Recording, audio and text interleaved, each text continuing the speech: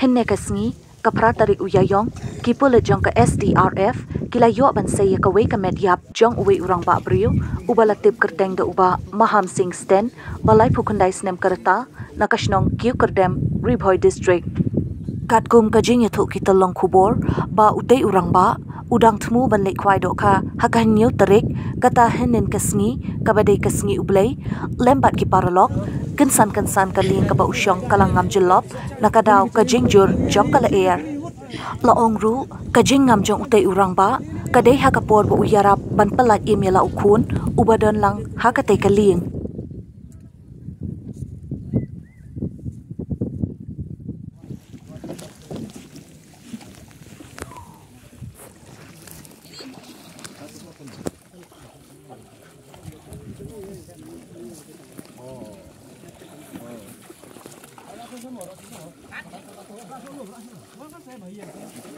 Ano ba yung masam? Siap sa? Oi, sama tu na po. Kerja yang serum baik. Serum. Cakap yang kaman ha. Ini sa ini ha. Waktu kan. Tang cok.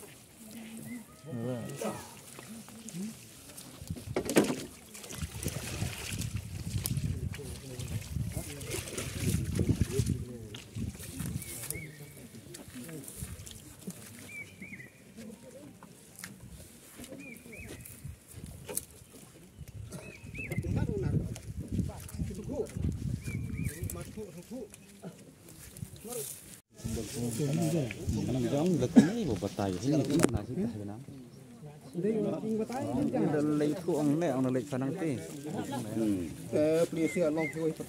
Kayak jangan tu bayar senin kena batai itu area. Siapa pangkatnya berpun berlok. Kata kadang kuat melik tasliang. Yang sim tu perlok ni penting. Disuli ibu istai ngon. Lai berterba. Ini sila pusta disuli song istai. Kirawan terbaru insal ni keling. Yang masih puas yang sudah keling. Tanda dapat ngamar sui betek nak keling. Tengah super tan yang ni tradisional. Kiwan rap apa? Jika kiwan rap keling lain tuli kiwan merek westai dua berkian. Ya tak keling. Si pelat rai rimut. Rai kena kom kerja. Kan semua kan yang lah aja senang hiang subah lah erap dengan merek kan asim kali ini dengan erap kelung tam temai kupat kami surah erap kong dah den pat kiawan nang apa sedang dari ibu sedang jadi orang saw biang kan jadi dan rumput sini kembut beli bilang stay kiu lang borok kan kiu borok teng stem untuk ajur kan jangan untuk tren ngam beli arngut kita dan home uwe hang ni arngut kila po selong langit kita dan home dah keluar sini benar eram dan ni yo arngut tinggi yo saya tangguai tu uwe tu kepa tu lah kepa tu kelung dalam ngam semua melapi isu Malaysia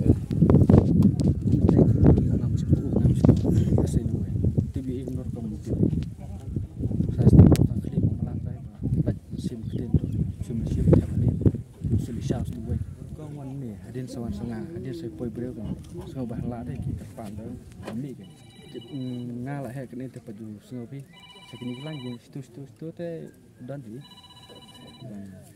ngawai sebenarnya rodon di arut